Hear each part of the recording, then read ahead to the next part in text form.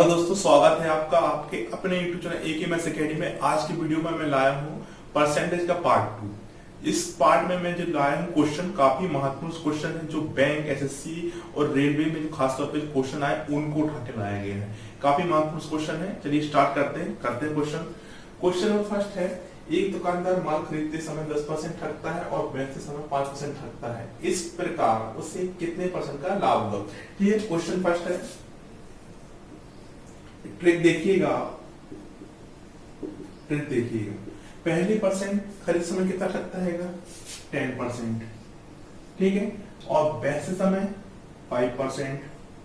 अब देखिएगा दोस्तों, जो इसने ठगा है 10 + 5, ये तो आपको दिख रहा है, मतलब उसने और भी बेईमानी की है। जो 10% इसने खरीदा था, बेईमानी की थी, वो उसमें 5% और इसमें अर्निंग करेगा। किस प्रकार करेंगे इसको? 10 × 5 डिवाइड 100।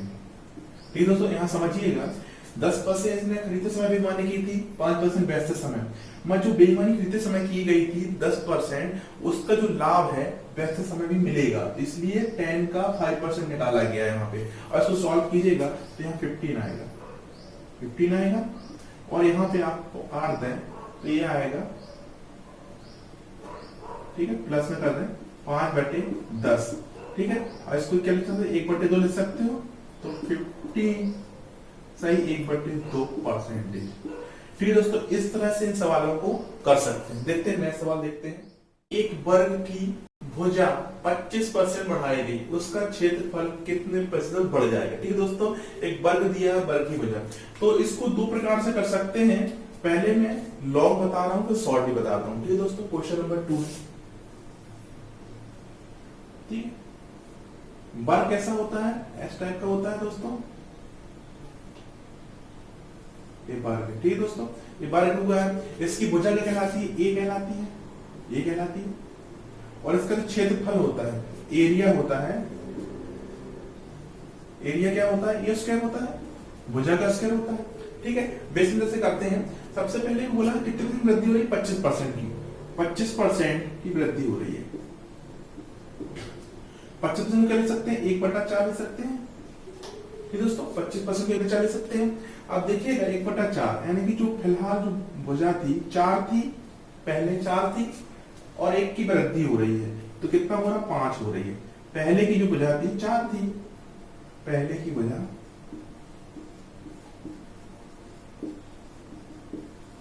4 की थी, अभी वर्तमान में कितनी हो जाएगी?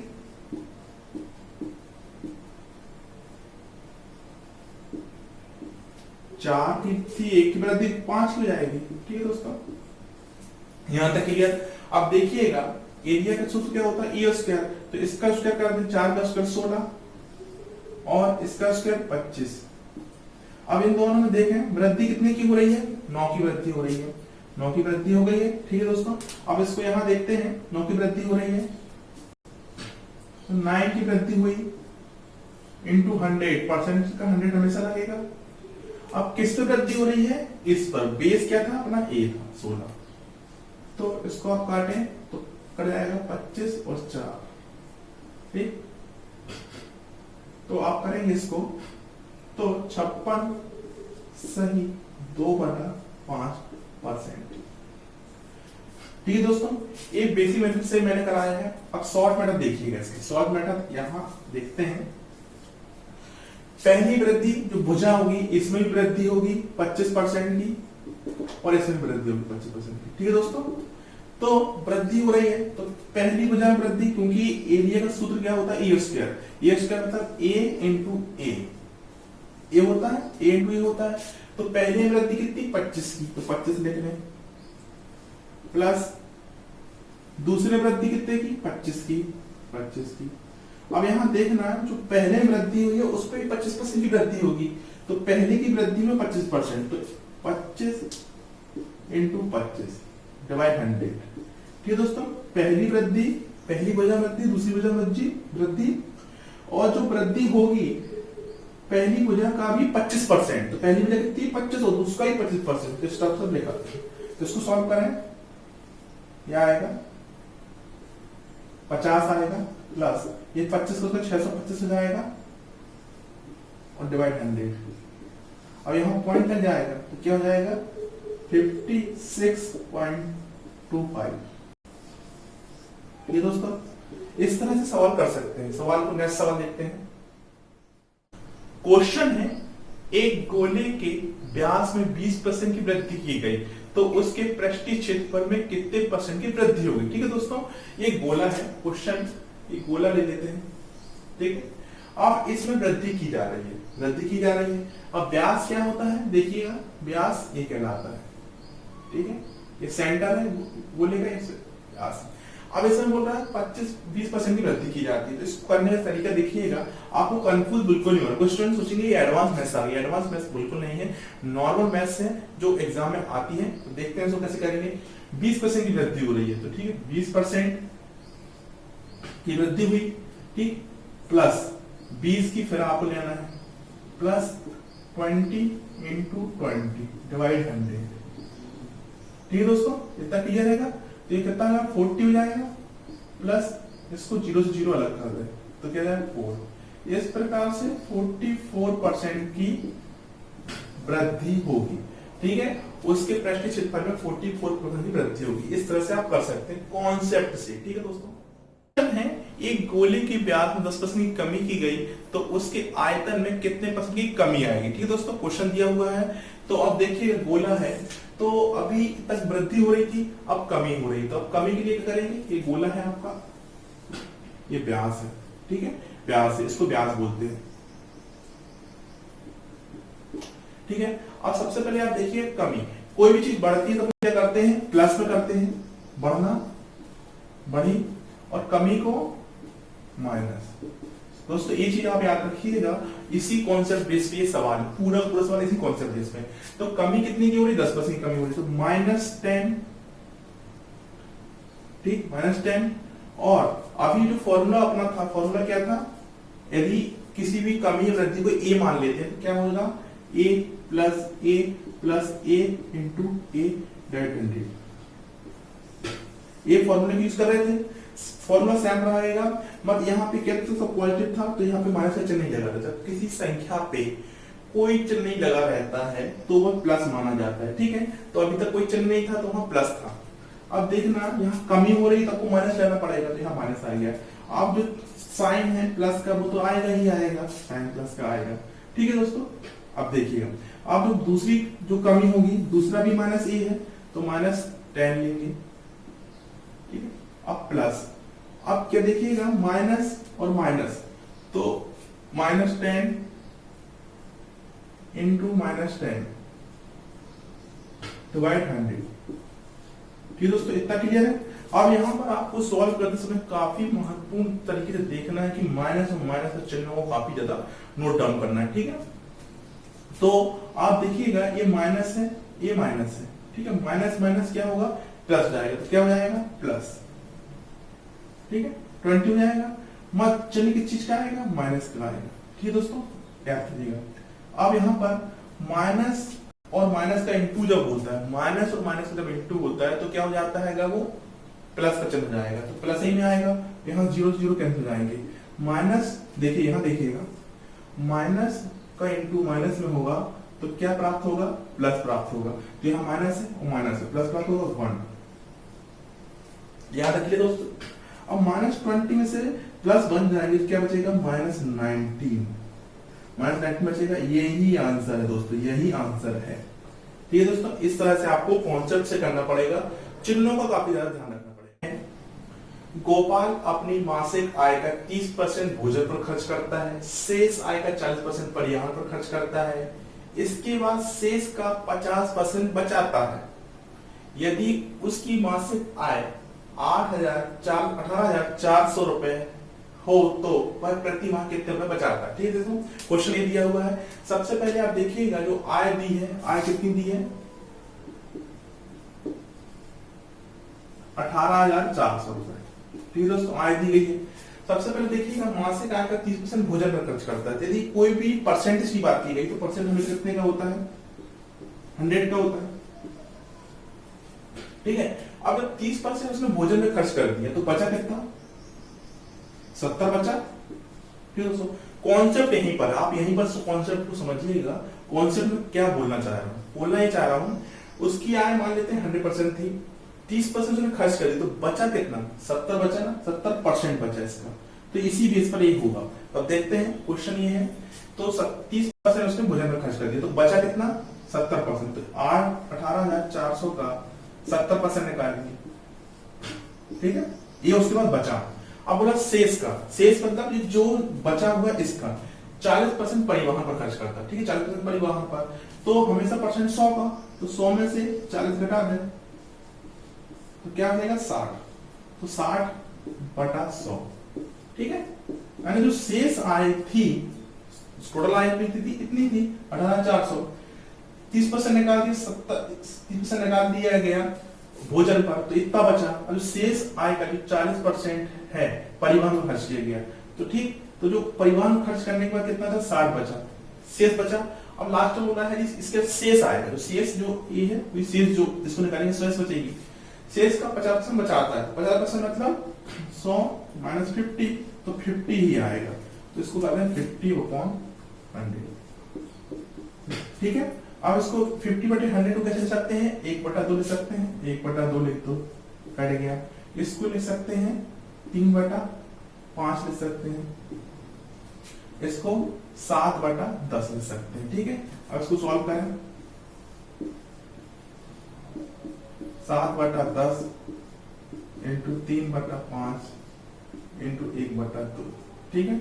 अब इसको काटते हैं, 0 से 0 कैंसिल हो जाएगा, ठीक, और एक कुछ कैंसिल होगा, ये भी 10 हो जाएगा, इसका इंटू करेंगे 10 हो जाएगा, ठीक है, ये 0 भी कैंसिल हो जाएगा, ठीक है।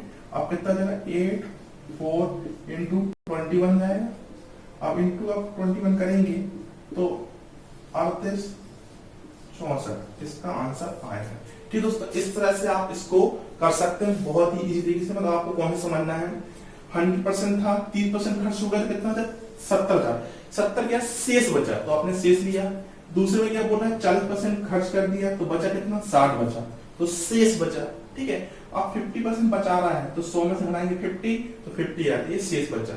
इस तरह से आप करेंगे फॉलो, तो आ जाएगा आंसर, ठीक है। नीलम अपनी कुल आय का 20% मकान के किराए पर तथा शेष आय का 70% घरेलू मदों पर खर्च करती है। यदि वह 3600 रुपए की बचत करती है तो उसकी कुल आय कितनी होगी, ठीक है दोस्तों। इस क्वेश्चन में डिफरेंस है, अभी इसके पहले जो आपने क्वेश्चन किया था इसमें आय दी गई थी, ठीक है, और आपको निकालना था, बचत निकालना था। पर इस क्वेश्चन में क्या दिया गया, बचत दी गई है, आय निकालना है, उल्टा कर दिया गया पूरा। तो आप देखिएगा बचत कितनी दी है, 3600 रुपए, ठीक है। अब आपको आय नहीं दी गई है, आय नहीं दी गई तो क्या करेंगे, आय को x मान लेंगे, आय बराबर x मान लिए, ठीक है। अब ये बोल रहे हैं आय का 20% मकान किराए पे खर्च कर दिया, तो 20% जब खर्च कर दिया, 100 में से 20 खर्च कर दिया, तो कितना 80 बचा। तो यहां लिखते हैं आय जो है, आय x का 80/100, ठीक है दोस्तों, यहां क्लियर। अब जो 80/100 बचा हुआ है, ये क्या है, शेष बचा हुआ, शेष बचा हुआ। अब क्या बोल रहे हैं, शेष का, शेष मतलब इसका, है ना, शेष का 70% घरेलू मदों पर, 70% मतलब 100 में से 70 माइनस कर दें, 30 बचा, ठीक है। घरेलू मदों पर कितना खर्च हुआ, 30/100, ठीक है, खर्च करती। यदि वह 36 बचाता, तो जब आय में से आपने मकान किराया दे दिया, घरेलू मदों में खर्च कर दिया, तो कितना बचेगा, बराबर कितना आएगा, 3600 रुपए, ठीक है दोस्तों। क्वेश्चन का कहने का मतलब यही है कि आय इतनी थी, 20% खर्च कर दिया मकान किराए पर और 70% कर दिया घरेलू मदों पर, तो 3600 बचा, ठीक है। अब इसको सॉल्व कर लेते हैं, x इंटू 80/100 को क्या लिख सकते हैं, 4/5, और इसको लिख सकते हैं 3/00 का 3/10, ठीक है, बराबर 3600, ठीक है। अब इसका आप इंटू करें तो क्या हो जाएगा, 50 x और इनका 12/50 बराबर 3600,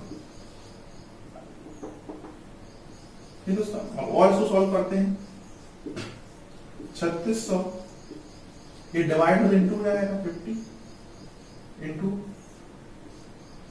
ठीक। अब इसका इंटू कर दें 12 3 36 3, तो क्या आ जाएगा 300 इंटू 50 बराबर जाएगा 15,000। ठीक दोस्तों,